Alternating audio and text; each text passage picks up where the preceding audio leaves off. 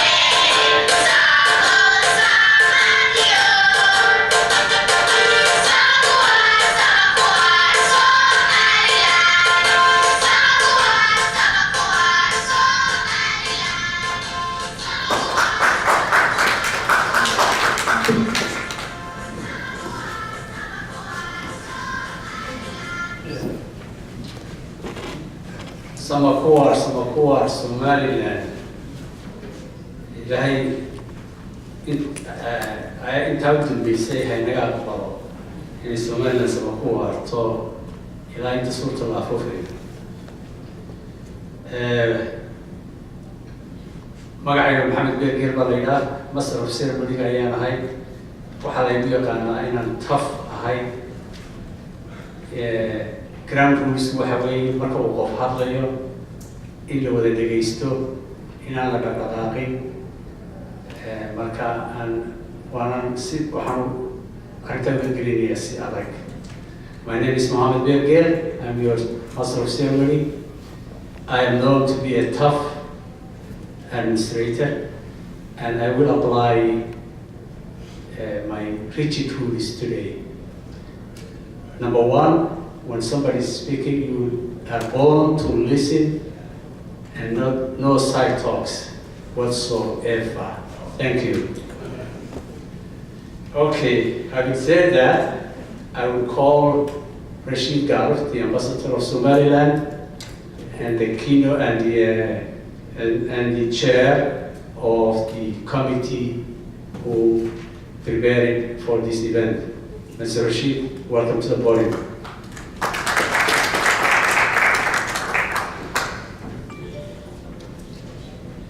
Thank you, Mohammed. Good morning. At first, I'd like to apologize for running. It's almost now 2 hours late.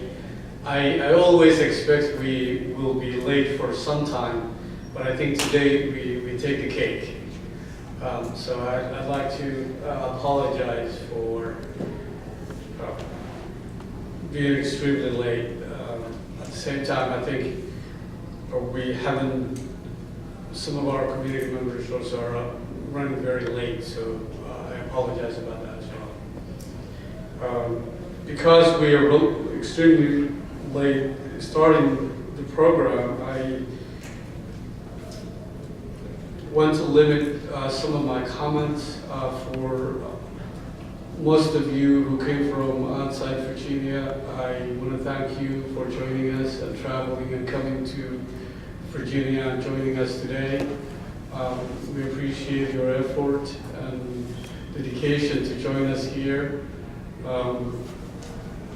For some of you who are part of the program, we also thank you for taking part of the program. The couple of things I want to mention, I want to thank some of the people that helped put together this conference, not only today, but events tonight and tomorrow night and tomorrow. I also want to particularly thank 4 people that made it possible for us really to have this conference. And as you can see, there has, the registration, not only this year, but in all previous years also, all the Somaliland conferences always depend on the generosity of our people. It really never depends on the registration fees that people pay at the door. So I want to take opportunity to really thank for 4 individuals who sponsored the conference and made it possible. The first one being Mustafa Jama from Philadelphia, who was really a platinum sponsor, and without him we wouldn't have this meeting or we wouldn't be able to get together the next 2 days. Also, I want to thank Abdurrashid Ali. Abdurrashid is both from Hargeisa and from from London as well. I'm not really sure which one he calls his residence, but Isaac Ahmed, who is also from Columbus, Ohio, but unfortunately he couldn't be here. He is in Somaliland at the moment, as a matter of fact. And I also want to thank Dr. Adam Bergill. One of the things that we have done this time is that we haven't really looked at the schedule and looked at what else is happening this particular weekend. It so happened almost in every university, this is the graduation weekend. So a lot of people who even registered were not able to come, or will be able to come tomorrow, but not today, because today happens to be for many of them for graduation day for their kids. And Dr. Alan Bergill is one of those people. He's going to be in Tennessee, his daughter's graduation. So we thank him a lot for the sponsorship. That was extremely very helpful. I want to limit my comments. I think most of you are very familiar with May 18 and what it stands for us, and I won't spend time on that. I think we will have enough time today and tomorrow to talk about that. Plus, I'm seeing many of you have prepared your comments, so I'm going to leave it up to you to do that.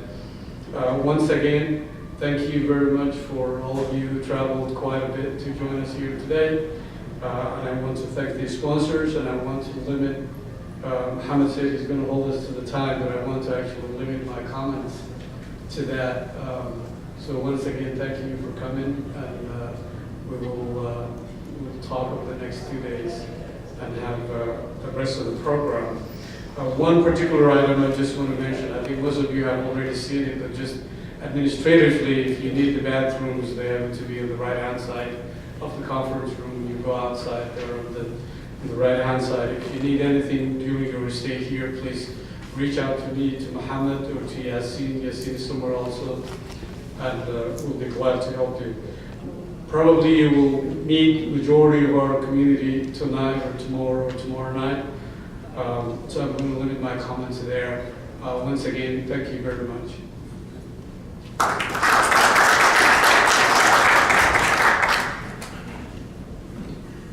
Thank you, Ambassador Rashid. And now I will call Honorable Deputy Speaker of the Somaliland National Parliament, Bashi Mohammed.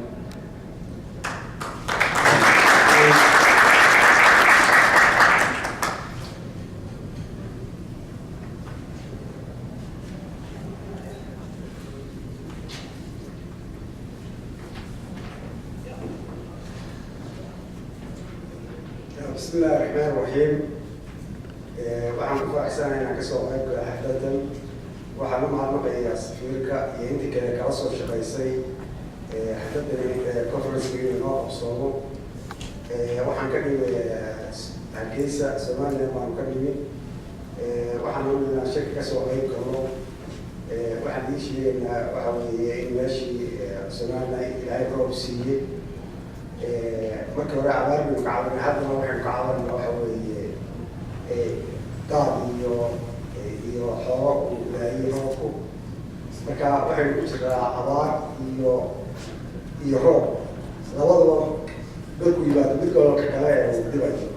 laakiin waa raxmad inoo daaya, waxa weeye aad iyo aad baa looga qabay. farxad weyn way socotay. diiwaangelintiisa waxyeen Somaliland hadda waxaa ku cusub waxa weeye doorashooyinkii. diiwaangelintiina sidii loogu talagalay u socotay, Hargeysa ka socotay. waxay dhammaanaysaa bisha akhirkeeda. bisha Juun waxaa la gelayaa Ramadaan. July waxay ka bilaabmaysaa Ceekaabo. beerahay ka dhici lahayd iyo hadda lasii diyaariyey. Augustna waxay ka dhacaysaa Sool. markaa diiwaangelinta saasay usoo waqtigeedii ugu dhammaanaysaa August.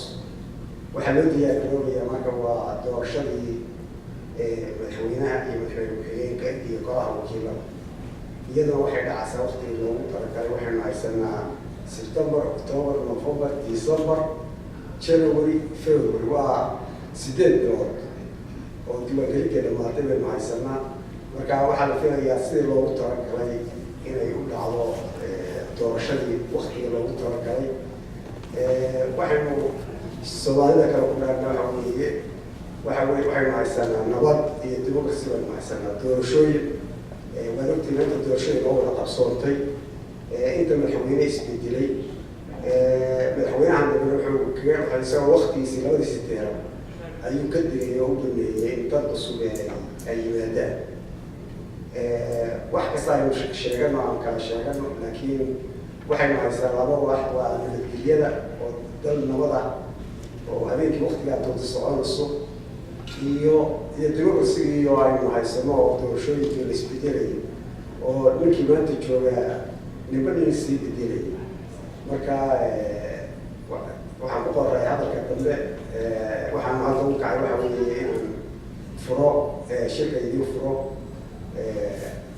waxaan kusoo dhaweynayaa shirku waa inoo furan yahay waxaan waxaa la jooga adna iyo la jooga adna taariikhda Somaliland qofka u badiyo weeye haddana waxay ka tiri dhul badan iyo wada ka soo martay marka waxaan kusoo dhaweynayaa in shirku waa inoo furan yahay labada casho waa inoo sii soconaya waxaan ilaahay kusoo dhawaanayaa assalaamu calaykum waraxmatullaahi wabarakaatuh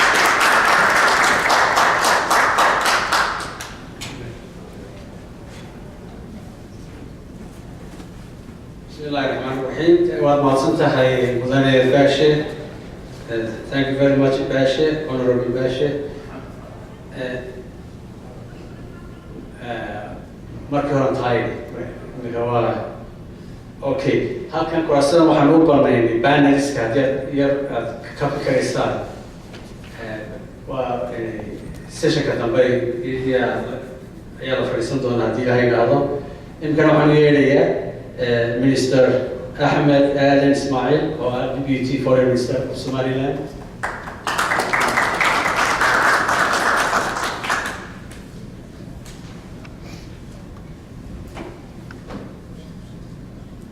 Bismillahirrahmanirrahim. Jamiica ku-xigeenka koowaad ee golaha wakiilada Baashe Maxamed Faarax iyo wakiilka Somaliland Rashiid Gaar Nuur iyo wasiir ku-xigeenkii hore ee wasaaradda maaliyadda Cabdilcasiis Maxamed Soomaale, wasiir ku-xigeenkii hore ee arrimaha dibadda Aden Ismail oo isku magac nahay, waxaana wasiirka hore maaliyadda Cabdilcasiis Xasan, wasiirka hore arrimaha dibadda Laaliga Aala, wasiirka hore arrimaha dibadda Aden Ismail, waan wasiirkii sagaalaad sideedaad baa hay'adda Soomaaliya wasaaradda sagaal Cabdilaahi Maxamed Calaha وقتي وكحماهي يبغى تشرف كلامه والسلام يا كنتي محمد بروحي حاجة من واحد قوات كعين لها طلب مشعلي بلا المعاني نهاية شيء وانا أرضي السوا ولا من شلوه قال واحد يسدي بسوق وين في طبيعي محل عيون كولا وحيقول عليه كواحد دول يسوون والله غير هذا الشهر والله هذا أنا البني آدم بنا والله غاغينا marka inta la isqabsanahay waxaan macallinka ka saaray haysada iskaga maqnaada marka qaarkood tafluus ma yara shaqeeya maxaa beebiyo laakiin haddana wax qadan runtii farxad weyn bay tahay inaan ka soo qayb galno xafladan ay ugu dabaaldegayno xuskiisa dowladiisa 18aad xuskiisa dowladiisa 15aad ee ka soo wareegtay maalintii go'aansitaanka Somaliland runtii waxyaabo badan oo inoo qabsoomay iyo wixii aan ugu talagalay kolay in ictiraaf weyn helina Somaliland 25 sanadood kolay waxaan ugu talagalay inaan shirka maalinta berita aanu ka dhigano laakiin maanta wuxuu baan soo istaagnay inaan soo dhaweynanayo Baashaba inuu shirku inoo furan yahay waana mahadsantihiin laakiin hal yar baan doonayaa inuu yara howladay oo doonayay in maalmahan dambe waxaad arkaysaa inay ku soo badatay ama la inagu dhaxsoo tuuray cadawga Somaliland sheekaas 18 May miyaa maalin qaran noqonaysa shan xilaatka June runtii taasi waxa weeyaan adduunyada waa ka dhacda maalin iyo laba iyo saddex maalmo qaran bay leeyihiin ama state leeyahay days leeyahay maalin qaran bay leeyihiin national day ay leeyihiin oo hal iyo laba noqonaysa berigii hore Soomaaliya waxaanu lahaan jirnay xilaatka June oo hay maalintii gobonimada ay ka qaadatay Somaliland ay ka qaadatay Ingiriiskii iyo Israaciil ahayo Soomaaliya aynu raacnay oo ahayd 1 July markii dambe kacaankii mina 22 October iyadana ugu daro saddexaas inuu dabaaldegi jiray marka maanta waxaanu dabaaldegnaa 16 June oo maalintii xornimada 18 May oo maalintii go'aansitaanka taagnay oo iyadana wax weyn lama taabtaan manaha wax dood geli kara 18 May ma laga guulaya iyo ma loo dabaaldegay wax meesha yaala maaha 25 sanadood baynu soo dabaaldegnay وأنا بدبادينا وأماني قرن وأماني تين كبر باني إن الصوماليلاند كل عضو قد مدو وطنبي مركبتي سجلية منكمي فرحة يمان تنوطين الهرجيسة كل سوق قادني هدنا تسوق كل قادني ما كان غير وشيء ما واشنطن دي سي ولكن شغلوا أو كل قاعد قادنينه إن شاء الله تعالى كسادة كي قبحية بديت أنا وحنا بقدر ولا كل بحي أنا سؤالنا هاي ويني قصو مشان يلاتك هالسنوات وسارة المهد بدأ يحكم هذا هامبا اعتراض ما هينو لكن ما قصو إن شاء الله وسلامتين هذا الوقت هاي وأنا غير دقيسة السلام عليكم ورحمة الله والله أنا فعل الطلاق ويصير في لما بدأ أنا أسمع شيء ويصير حيان ويصير كمان ما أحب شيء يا أيوة ويصير حيان اللي أقعد في قارع حيان نو أنا كم مرة كنا ويصير حيان